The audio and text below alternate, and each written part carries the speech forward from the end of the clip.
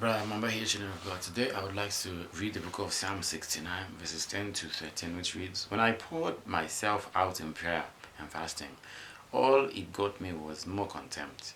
When I dress in sackcloth to show sorrow, they make fun of me. And those who sit at the gate mock me, and I am the song of their drunkards.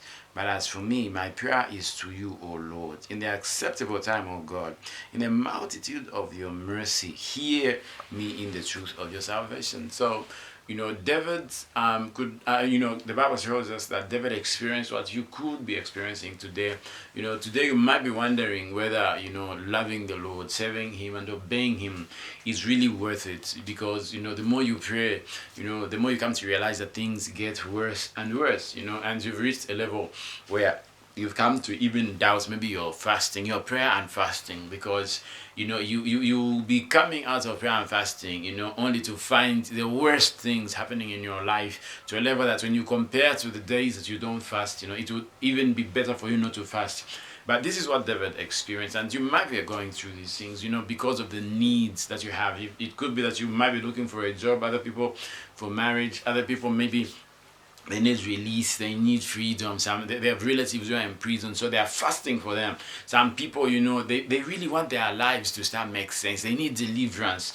So they've come to realize that the more they come, they bring themselves to the Lord, the more they pour out their hearts to God, the more they realize that things are actually happening in the opposite way, to a level that the voice of the devil has become louder to say, the more you pray, nothing will happen. Why don't you just stop praying? Why don't you just fasting? Why don't you just stop fasting? Because you're not going anywhere. It could be that you might be going through these things, but be like David, who, though he was mocked, though even drunkards who were supposed to learn from him, laughed at him, he continued to love the Lord. Sometimes we go through so much sorrow, so much pain and suffering, to a level that even when we devote unto the Lord, people start to wonder. They tend to wonder, why a person who so much loves the Lord could be suffering like the way we might be suffering, and they might have a conclusion to say, we might be so evil in our lives, and that's how come God doesn't hear our prayers.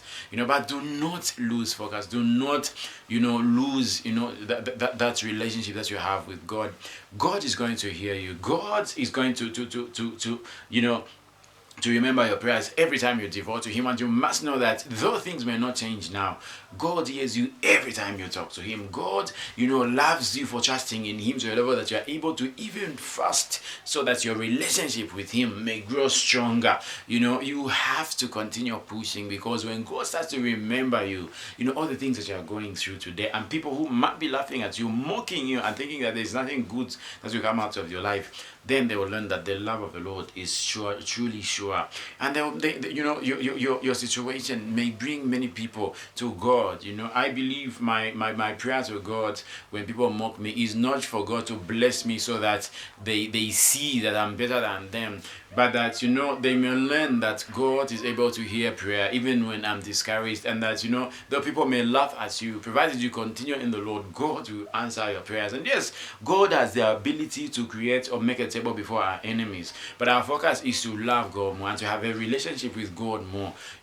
Because sometimes we get tempted to say, let me pray to God the more, so that God blesses me better than these people. And our motives could be that after God blesses us, be able to say, yeah, look at them, they are suffering, and here I am doing better. That is not the motive. When we devote ourselves to God through prayer and fasting, it should be genuine. It should be that even when God blesses us better than our enemies, we should never look at the enemies and laugh at them, but continue to thank God for revealing Himself the more to our lives. So that is what I have for you, children of God. Remain fervent in the Lord. Continue to be faithful. Trust God the more, and God is surely going to give you the best, that's really you are desiring for, even better than that which you desire, in Jesus Christ's name.